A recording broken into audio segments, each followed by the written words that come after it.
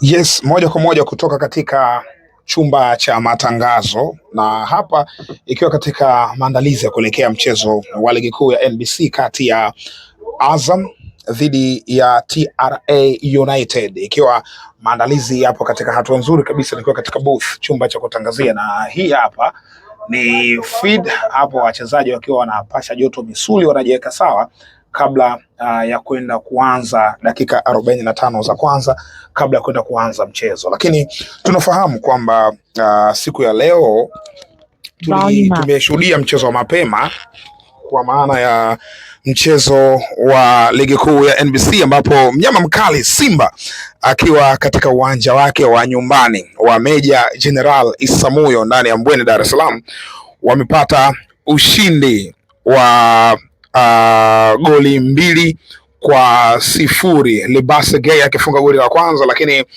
Suleiman Mwalimu akifunga goli la pili.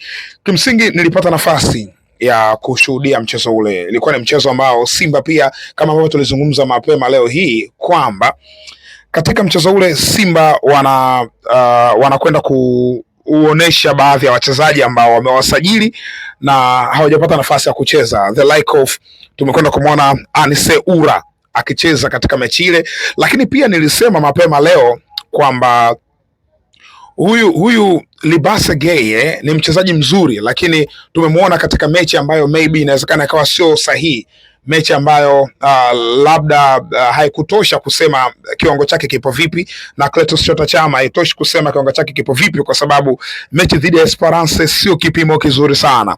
Sasa katika mchezo wa leo dhidi ya Mashujaa ilikuwa ni kipimo kizuri, na tumeona performance ya Chama, tumeona performance ya Anise Ura, tumeona performance ya Libase Geye, Nixon Kibabage akichagiza kupatikana kwa goli,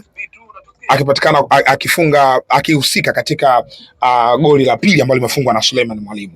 Anyway, Simba ambayo nimeiona bwana ni Simba ambayo inaanza kuflow taratibu, kwa maana ya wachezaji ambao wameingiza kikosini, timu inaanza kuiona sasa, inaanza kushout taratibu taratibu. Ukiangalia kwa asilimia kubwa ya mchezo wa leo Simba alikuwa kwenye possession, wale wamempossess sana mpira kuliko wapinzani wao, na hiyo haiji kwa bahati mbaya, inakuja kwa sababu ya quality ambayo Simba wako nayo.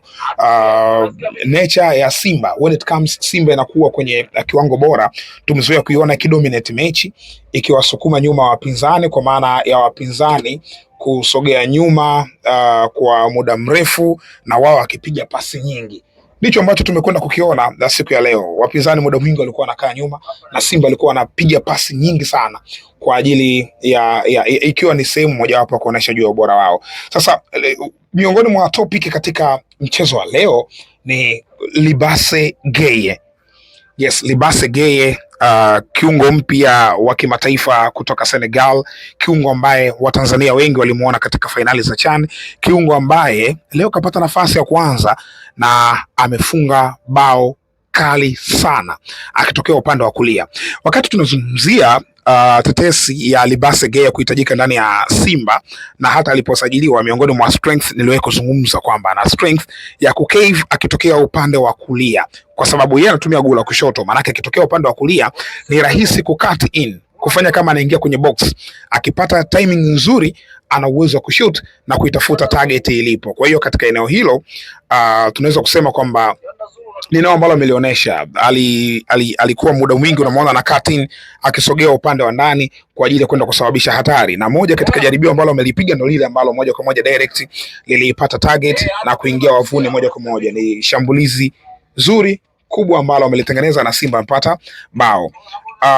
Tumemwona pia beki Ismail Olivier Toure, tumeona wachezaji wengine mbalimbali, Nixon Kibabage na kadhalika. Simply tunaweza kusema kwamba the return of mnyama taratibu anaanza kurudi. Bado hajafikia kwenye ile 100% kwamba tuseme this time around kwamba mnyama tayari ameshakuwa bora, ameshakuwa kwenye prime yake. Bado. Ila kwa maingizo mapya ambayo ameingiza kikosini, inaonekana taratibu wanaanza kugain. Sasa Steve Barker ndo mwenye hiyo project, yeye ndo mwenye nafasi ya kuitengeneza Simba kurudisha makali yake ambayo tumezoea kuiona. Good thing ni kwamba sasa hivi wanaelekea katika mchezo wao dhidi ya Esperance de Tunis, na mechi hii bwana, kitu ambacho naamini ni mechi ambayo inakwenda kuwa nzuri sana. Simba katika hii mechi wamepata kitu kikubwa kutoka kwa Mashujaa, kwa maana ya performance ambayo wameionyesha leo dhidi ya Mashujaa ni turning point kwao kwenda kufanya vizuri dhidi ya Esperance de Tunis. Wachezaji wamejitoa sana, naamini kuna wachezaji wengi sana huenda tukawaona wakienda kuanza pia dhidi ya Esperance, na huenda ikawa ndo kikosi ambacho kocha anataka kiende kuanza dhidi ya Esperance. Huenda akafanya mabadiliko maeneo machache tu, the like of maybe Kip Dennis. Dhidi ya Esperance atahitaji typical standing strikers, anaweza kaanza na Suleiman Mwalimu ambaye tayari amescore goli katika mchezo uliopita, kwa maana huu dhidi ya Mashujaa anaweza kabadilisha kwenye maeneo machache, lakini maeneo mengi, kwa mfano backline kuna uwezekano ikawa ni ile Shomari, maybe Shomari na Duchu ndio eneo ambalo anaweza kuweka question mark kati ya Shomari na Duchu, lakini maeneo mengine ni yale tunatarajia kuona hivyo. Lakini pia katika safu ya kiungo Morris, Yusuf Kagoma, it's obvious natarajia kuona vile Morris na Yusuf Kagoma wakiwa wote katika eneo hilo. Eneo la viungo wa ushambuliaji leo sikumwona Elim Panzwa, lakini alicheza Libase Geye, Clatous Chota Chama alikuwepo kikosini, Anise Ura alikuwepo kikosini. Huenda kocha akawaamini akaenda nao hao wachezaji, kwa sababu ni wachezaji wa daraja la juu, ni wachezaji ambao wana experience. The like of Anise Ura ni kiungo wa ushambuliaji ambaye ana experience ya kutosha, kwa hiyo anaweza akaingia kwenye hiyo mechi akiwa na confidence kubwa ya kufanya vizuri katika mchezo huo. Huyu bwana ameamua kuja hapa na kuharibu mazungumzo haya. Siharibu mazungumzo, nampigia legend. Huyo ni nani? John Boko Adebayo. John Boko anataka kusaidia nini hapa sasa hivi?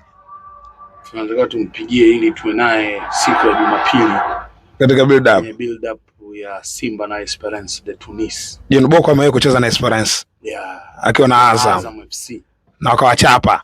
Sasa tuwaombe mashabiki na wapenzi wa John Boko waendelee kutuombea dua tumpate, manake kumpata kwa TV naye hiyo umeshawahi kufanya pale? Nishafanya naye attempt kama mara 3 hivi na zote zilikuwa zinashindikana, lakini this time around naamini kwa uwezo wa Mwenyezi Mungu Jumapili tunaweza tukawa naye inshallah. Na waulize Watanzania, Jumamosi unahitaji nani kwenye mechi na Ali? Au wewe nikikupa nafasi ya kujaribu kuona nani tunatakiwa tuwe naye Jumamosi kwenye panel ya uchambuzi kwenye mechi ya Young Africa na nani na Al Ahly.